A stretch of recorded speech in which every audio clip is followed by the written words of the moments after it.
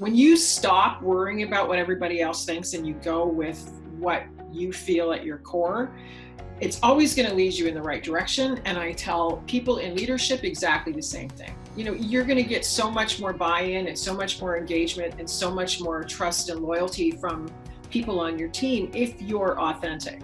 I got myself in this really state, and I had to take a deep breath and wait a minute. So even if you start out with that mindset and know it, you need to remind yourself, because it's easy to get caught up in the, what's happening? What have I got? All this list of to-dos, Just deep breath and remember why. We do have the ability to change the path of many. Is I look at it as each day being your first. Like, let's live each day like it's your first day. Let's look at it in terms of, wow, I have an entire new day. Every day was a gift. And that is coming up next on Bootstrapping Your Dreams Show, so stay tuned.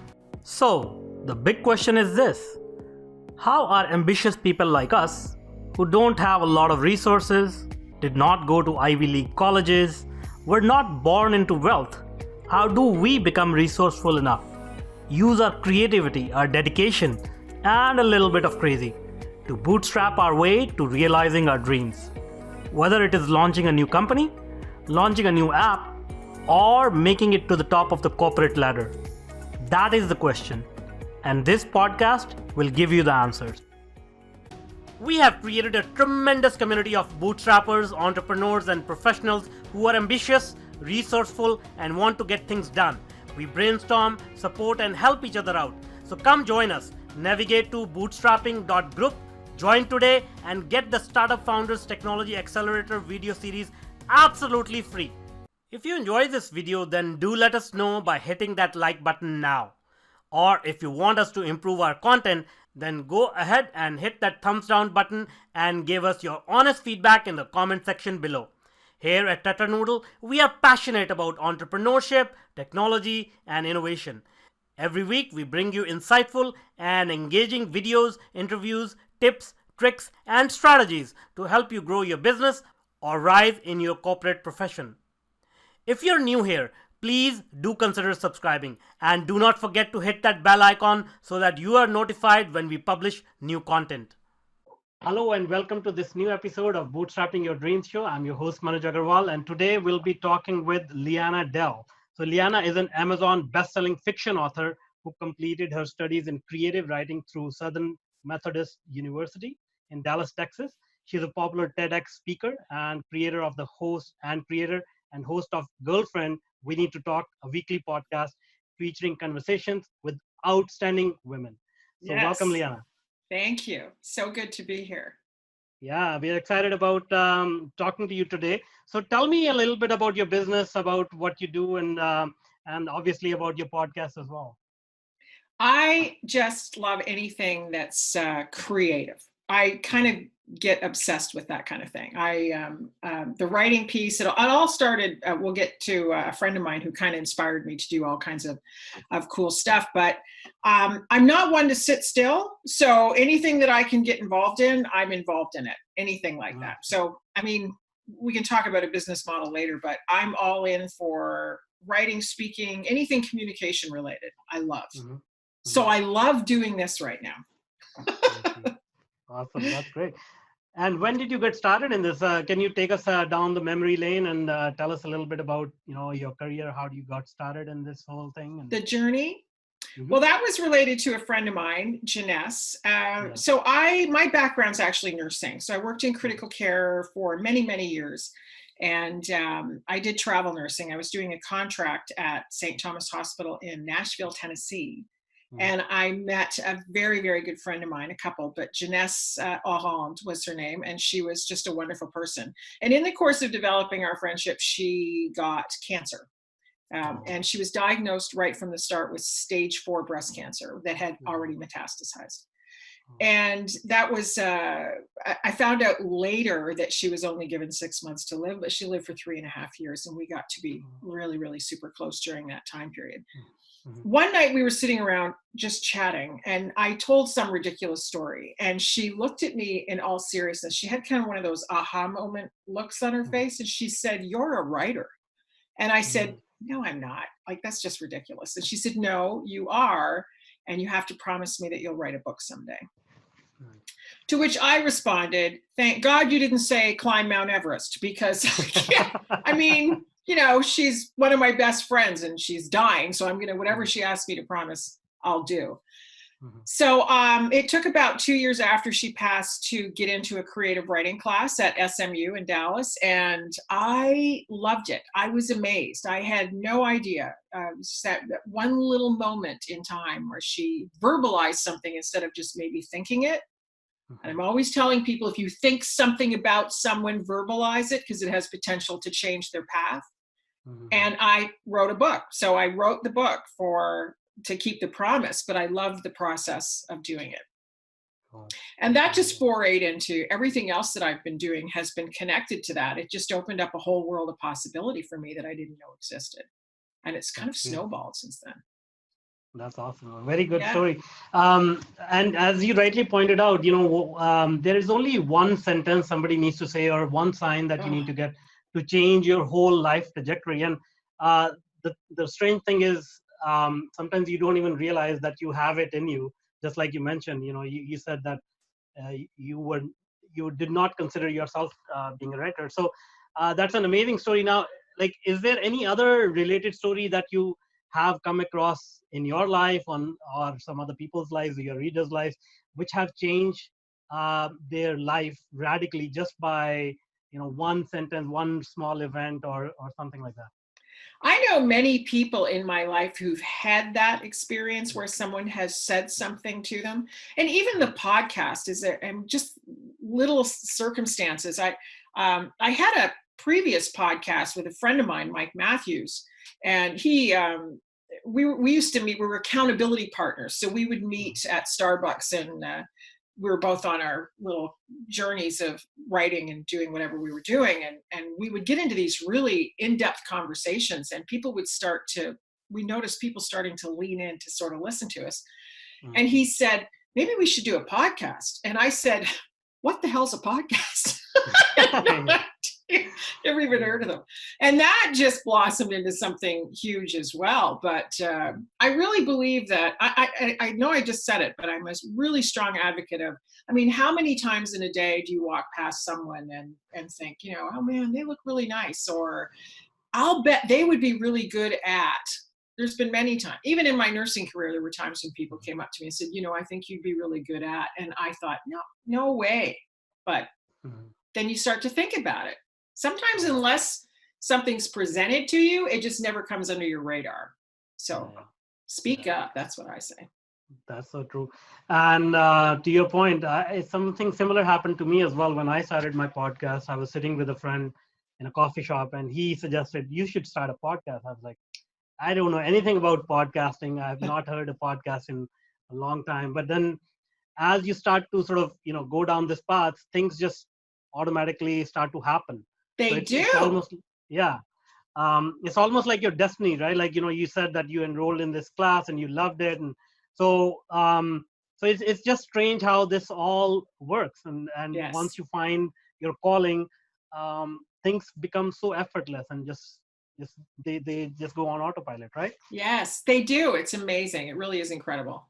Kismet, Awesome. I guess they call that. Synchronicity. Yeah. I don't Yeah. know. All right. So now, before this experience with your friend, you were a healthcare worker, and you organized some workshops for leadership in healthcare. Is that right? Well, I still do that, actually. That's something that I do. I speak and do leadership training is Mhm. what my day job. I do have a day Okay. job, so that's what I do. But it's interesting how that piece feeds into everything else that I'm doing. It's really been beneficial to me because I love speaking is the other thing that I really love to. Who knew? I had no idea I loved that either, Mhm. but I found out. Um, so yeah, I get to speak on a regular basis. I get to develop content. So I get to be creative. I get to, I've started internal podcasts at our in our business, the day job. So I've got a Mhm. corporate in-house podcast going there. So I get to use that communication stuff there, and it helps me to get stronger for the things that I do outside of work, which is great. That, I mean, that's it's a great. perfect, Awesome. perfect combo. And so, can you share with us how your workshops have changed in terms of content, in terms of flow, in terms of target, before you started writing and this experience with your friend and after? Oh, it's changed immensely because I have a whole different perspective on how I work with my audience. Number one, I become so relaxed in front of an audience, and I've learned through writing, and even story structure has a lot to do with how you present content, how you make things more enjoyable, the use of humor. I mean, all of those things have really come through exercises to keep people engaged instead of just standing up and reading PowerPoint slides. I really turn it into something that's more of a try to bring entertainment value to it in the same way that I do the other things that I do outside of work. It's been That's a huge interesting. difference. Yeah. Yeah. Yeah. So are you saying that these communication skills can be incorporated into leadership as well? Because obviously leaders have to communicate the most and most clearly. So things like humor, things like, connecting with your audience. Do you also incorporate that into your leadership training? Absolutely. And the things that I've learned, it kind of goes both ways. So the things that I've learned in the leadership development trainings have been incorporated into the things I do outside of, and the things I do outside of have become incorporated into the things that I do here. They seem to bridge the gap, and it applies across the board, which is really kind of fun for me. Yeah. One of the biggest things that I am always talking about, and things that I try to do on my own in my own life on a continuous basis in every project I'm involved in, is being 100% authentic.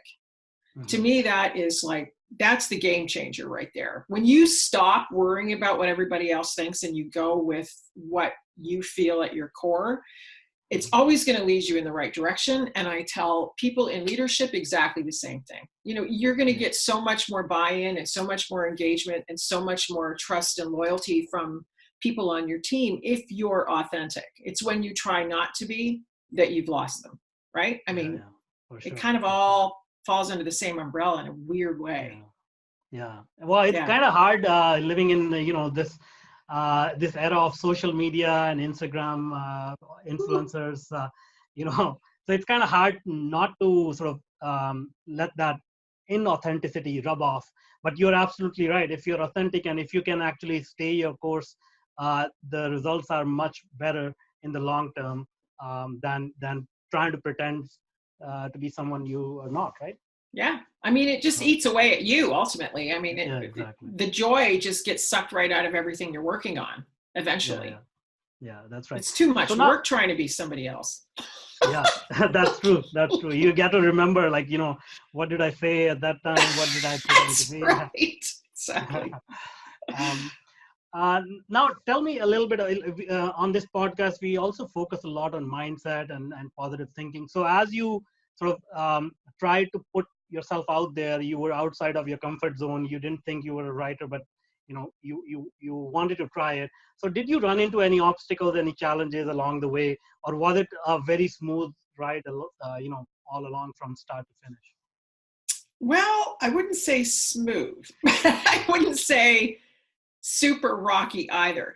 I don't know why I felt uh, throughout the whole process of writing my first novel, I I was blessed with an attitude of I don't care what anybody thinks of this. And I don't know where that came from other than I think maybe just the power of doing it for the reason that I was doing it, if that makes Yeah, sense. yeah, I was on a yeah, mission to yeah. create this to fulfill a promise ultimately. Mhm.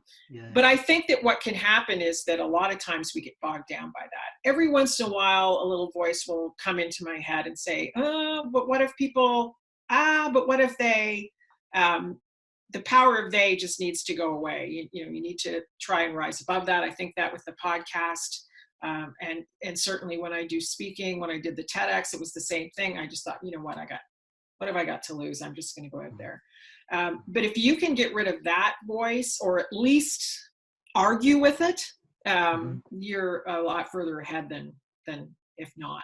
That's been a big That's thing for me. Yeah, But yeah, that's positive, right. I love what you said about positive thinking, because I think um, internal dialogue is something that we need to really get control of. Yeah, for sure. Yeah, I mean, Yeah. because as we go, go through this journey of transforming ourselves or trying to accomplish something, if we don't work on the mindset, these challenges, they actually wear you down really. Oh And then, man. it's like, but anyway, I think you brought up another very important point, which I want to touch upon is you said that you sort of pushed through these challenges because of the reason why you were doing that, and I think Yes. that's also very important because a lot of people, when you ask them, okay, why are you doing this, typically, their response is to make money or something of that nature. But if they tie, like, they dig deeper and tie that to something more personal, more inspirational, like, taking care of their family or whatever, I feel that that deeper purpose drives them exponentially harder. So, what are your views about that? I 100% agree. Mhm. I think that if what you're doing is solely focused on just the financial gain, you're going to be forever focused on the outcome, right? I mean, it's Mhm. all about the numbers. You're always thinking about the outcome. And Yeah. in my experience, anybody who's always focused on the financial, it's never enough. So there's just, right? I mean, you get to a certain point and then it's like, okay, well, I need to make this much more. I need to make this much more. We see that all the Yeah. time in a capitalist society. We just want Yeah. more, more, more, more, more. So it's Yeah. always the focus on the outcome. The Mhm. process is the whole point of it, in my Yeah. opinion. If you're not, and sometimes I have to catch myself, not because of the finance part, but because I have a tendency to get into the I have to, I need to, I've got to, because of, I mean, the social media marketing piece, right? I mean, you're constantly, people see or listen to a podcast for half an hour, but they don't realize all of the stuff that's going on behind the scenes. You're constantly crunching it. And I have Yeah. to do it just for that purpose that, okay, calm down, take a breath. Why are you doing this? Bring the joy back in, let go Mhm. of all that stuff. It has to get done, but it's not, oh my God, the world's going to fall apart. So I really strongly believe exactly what you said. I think that if they're attached to the outcome and not paying attention to the joy in the process and what it can do to benefit not just themselves, but others, Yeah. I think that's where I think it becomes less requires less effort, ironically, is my Yeah. experience. Yeah. I don't know about you, Yeah. but that's been my experience. No, it's been interesting. Every answer you're giving me, there's a hidden, profound message in there. And even now, what you just said resonated quite well. With what you said was, once you figure out what you're doing, uh, fall in love with the process, and also, bring some joy into that process. Because if you keep treating it as work and tedious sort of tasks that you have to get through, once again, it bogs you down. But if you bring some joy into it and enjoy the process, it actually carries you forward, right? Yes, and I was just reminded of that recently because I started all of my projects I start for the purpose of joy and I get really excited. And just maybe 3, 4 weeks ago, I got myself in this really state and I had to take a deep breath and wait a minute, wait a minute, wait a minute. So even if you start out with that mindset and know it, you need Mhm. to remind yourself because it's easy to get caught up in the what's happening, what have I got, all this list of to-dos, Yeah. just deep breath and remember why. Awesome. Is there any, like, deep breaths or remember why? Is there any other? Are there any tools, any tactics that you use for your daily work that helps you sort of keep focused that you can share with the audience today? Yes, I meditation is a big one. I would Mhm. love to tell you that I'm religious about it, but Mhm. 5 out of 7 days a week I manage to sit down and center myself, and I can tell the difference on the 2 days when I don't. Yeah. And I also just in the last couple of months started yoga, and it's not only created physical balance, but I can feel it bringing more spiritual balance as well. I think that's really important. We're in a That's awesome, crazy man. busy society, man. I mean, Yeah. everybody's on a hamster wheel doing Yeah. 150. Of course, I'm Yeah. talking miles per hour instead of kilometers, but you know what I'm saying. Yeah. Exactly. Yeah, it's Exactly. crazy. So anything I really and this right, it's right beside me, but we're attached to these things, and I have to remind myself just put it down. Yeah. Who No, I, cares? th- It's all good. I can attest to the merits of meditation as well. Like, because before meditation, I was never able to sort of live in the present. And as you put it, like, a lot of people are in this rat race, not realizing they are running, because they never get to like sort of sit down and just look back as a third party on their life, on their family's lives, or anything else, and just ponder, where they are going. So yeah, that's definitely very helpful. Yeah, I mean, it's Um, like a state of fight or flight. We have that in us innately, so that we can deal with being attacked by whatever. All of a sudden you're being chased by a bear. Fight or mhm. flight. But we're living in that state because it's always this constant state of it's mentally and physically. It's just and spiritually, it's not a good place Yeah. to be. Yeah, for sure. Now let's talk about your podcast. So you started your podcast, Girlfriend, We Need to Talk, around the same time frame that I started in February. So tell us a little bit about that, this backstory. How did you get started? What it is all about? Okay, well, I was doing the other one previous with Mike Oh Matthews. yeah. It was just a little show, and he Okay. he moved away, so I was left without a podcast. And I was Okay. really surprised at how much I missed doing it. I Mhm. really love any kind of communication, and I thought maybe I should just do one on my own. What the heck? Mhm. And I started Mhm. to think about things that I wanted to maybe focus on. And one of the things that, again, going back to my friend Janess, one of the things that we had in those 3.5 years were some of the richest, most enlightening, inspiring conversations I've ever Mhm. had. And we pushed the envelope. We talked literally about everything because what do we got to lose, right? I mean, she's Yeah. dying. We knew it was inevitable. But and in fact, I even asked her one time, I said, do you think if you weren't dying, if we would have gotten as close as we are? And she said, that's a Mhm. good question. Maybe not, Mhm. because we Mhm. just didn't care. Yeah. Yeah. And I love those conversations. I'm not a fan of superficial discussion. Mhm. I'll do it for the sake of, whatever the situation may be, but I love connecting with people and really having deep, enriching conversations. And when she was gone, I missed that so much.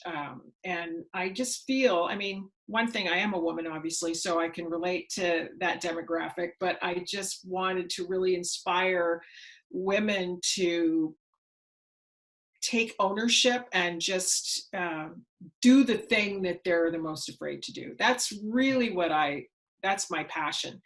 Because for a long time, I mean, for many years, I was that person. There were a lot of things that I would have liked to have done or really wanted to do when I was younger, but I just I wasn't brave enough. So Mhm. now, forget it. I'm fine. I'll do whatever. I Yeah. find the more you push yourself, the easier it is to push yourself. But I really want to inspire people who are stuck, women in particular, um, to think outside of the box and do something that is out of their comfort zone. So the women that I interview, the outstanding women, could be anybody. I mean, I find my guests by. I mean, I'll watch a Netflix documentary. I watched one a couple of weeks ago on a young girl it's called I Am Maris. This is a young girl Mhm. in California. And I emailed her. I finished watching it and I sent an email, and she's going to come on the show. It doesn't matter who it is, I'll ask. I don't always get a yes, but there are some really amazing women out there doing some incredible things. And I love the discussions. Yeah. Yeah. I For love sure. them. Yeah, I mean, podcasting, when I started, I didn't know what I was getting into, but as Me you either. said, these these deep conversations, like there's no alternative. Like you cannot run into so many amazing people all at once, but through this medium, you exchange all these brilliant ideas, and it's amazing. Um, Yes. yeah. So another point you brought up was, about your friend who was dying. Like, I think it's a valid point that once we realize that how mortal we are, things start to shift. Like, you start to focus on more important things in life. Do you think that that is the case even with your friend? Through your friendship or otherwise, will you agree with that statement? Totally agree with that. Uh, I was in nursing for a long time, and I worked in a really high acuity area. Mhm. So there were a lot of people of various ages that we lost that, Mhm. for whatever reason. Um, and it always affected me on a certain level, but you've got to keep moving forward. You can't get bogged down by every time a patient's lost, or you wouldn't be able to go into work the next day. But for her, with her, it was a different situation. Number one, she was my age, right? Which means you're facing your own mortality. In fact, I remember a specific conversation where she said to me, she said, I know a lot of people say, why me? But she said, I say, why not me? I mean, why am I any better than anybody else that said this happened to them? And I said, you're right. I mean, it could happen to anybody. In fact, it could happen to me. And she looked at me and she said, it could. And it just kind of gobsmacked me. I thought, man, it really could, you know? I mean, why not me too? I don't know. I could have a year left. I could have 40 years left. I don't know that. So it has made a huge impact on me, in that I want whatever remaining time I have on the planet. I mean, productive is one thing, but I just want it to be meaningful. And if I'm not doing something meaningful, then that's when I get restless and frustrated. Yeah, that's true. Well, my experience has been somewhat similar. So, that's a story for another day. But yeah, I mean, I feel that, when you're faced with mortality, something shifts in you. And my question is, like, if you face mortality and then you sort of realize the things that you were chasing are not important, how can we sort of bring that feeling without experiencing death, your friend's death, your family member's death? Or, like, do you have any thoughts around that? Like, how can we make that shift without actually sacrificing someone dear to you? Yes, good question. To change that mindset. Yeah. So my TEDx, I did a TEDx, and it's called Don't Live Each Day Like It's Your Last. Because I don't like that mindset. To me, it gives kind of a sense of urgency. There's this, this could be my last day. And it also doesn't ring true to me. And I say this in the actual speech, in that if today was my last day, I'm not going into work. Like, I'm not doing any of this regular. Forget it, right? If my attitude's going to change, I kind of look at it in terms. And again, this was the influence from this one person. So we do have the ability to change the path of many. Is I look at it as each day being your first. Like, let's live each day like it's your first day. Let's look at it in terms of, wow, I have an entire new day. Every day was a gift to her, literally a gift. And I try to look at that the same way. And now it's not in your forefront of your thought all the time, but I have to remind myself and bring it in. And meditation helps to do that. I mean, whatever you can find to help you do that is important, I think. Yeah, that's true. Now, to carry that conversation forward, like, were there any habits or any things that you used to do, think, or enjoy that you had to unlearn after going through these experiences? Self-talk was a big one. Self-talk was a big one. And I had to learn, there were, everybody goes through different phases of different things, but I had to learn to really pay attention to the things that were holding me back. And I think that we all intuitively know what those things are, but we tend to ignore them. Everybody has coping mechanisms because we're in a fight or flight, constantly stressed out society. There's a lot of numbing that's going on. And I got to be pretty good friends with wine. Let's just put it that way. I was, it got to be not a huge problem, but it got to be a habit that I found myself turning to more times than I needed to.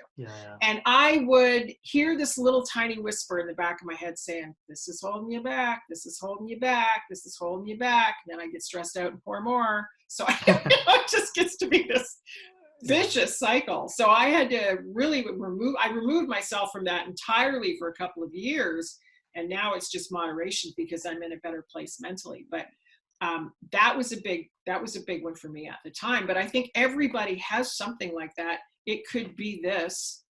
It could be Candy Crush, Facebook, wine. It could be television, right? But things that suck you in. Exactly. Yeah, I mean, there's so many things, and it's kind of slippery road to not get sucked in. But to your point, like, it's the easiest thing to do, but it could be the hardest thing to do, to just use your mind to recognize this, hear that faint voice in the back of your mind, and sort of and follow that, right? Yes. Yeah. All right.